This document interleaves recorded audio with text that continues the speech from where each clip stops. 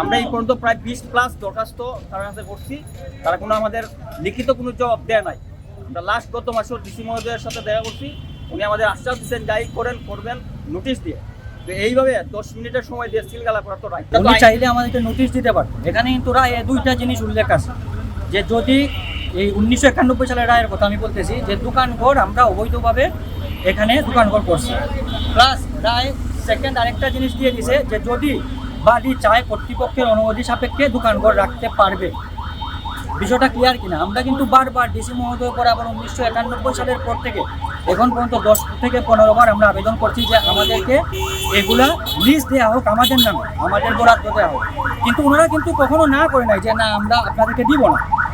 লিখিতভাবে তো ওনারা বলতে পারতো যে আমরা আপনাদেরকে ঘর দিব না, আপনারা ভাই আমার জায়গা খালি করে। এই জায়গাটা হচ্ছে সরকারের একদম খাসখতিয়ানের জায়গা। এখানে অবৈধ দখলদাররা এতদিন জায়গাটা দখল করে রাখছিল। সরকার এখন তার জায়গাটা অবৈধ দখলদারদের হাত থেকে সরকারের জিম্মায় আজকে এটা নেওয়া হবে। এখানে জেলা প্রশাসনের সাথে একটা মামলা ছিল। মামলার রায়ে আমাদেরকে এই জায়গা লিজ দিয়ে লিজ মানি গ্রহণ করার জন্য আদালত বলেছে। বারবার আমরা আবেদন করেছি লিজ মানি গ্রহণ করার জন্য, কিন্তু তারা কেউ লিজ মানি গ্রহণ করে নাই, বরঞ্চ আমাদেরকে বিভিন্ন সময় বিভিন্ন ধরনের হেনস্থার শিকার করছে। এখন এই দোকানঘর নিয়ে মামলার রায়ের মধ্যে উল্লেখ ছিল 9টা দোকান, এই 9টা দোকান এখানে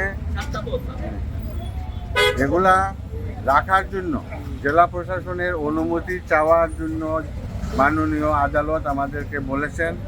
আমরা আদালতের রায় মেনে মাননীয় জেলা প্রশাসক বরাবরে ঘর রাখার জন্য আবেদন করেছি। উনি আমাদের আবেদন গ্রহণ করেছেন, কিন্তু আমাদেরকে লিখিতভাবে কোনো হাও বলেননি, নাও বলেছেন। আজকে হঠাৎ এখানে এসে প্রশাসনের লোক 10 মিনিটের সময় যেই দোকানগুলো বন্ধ করে দিচ্ছে।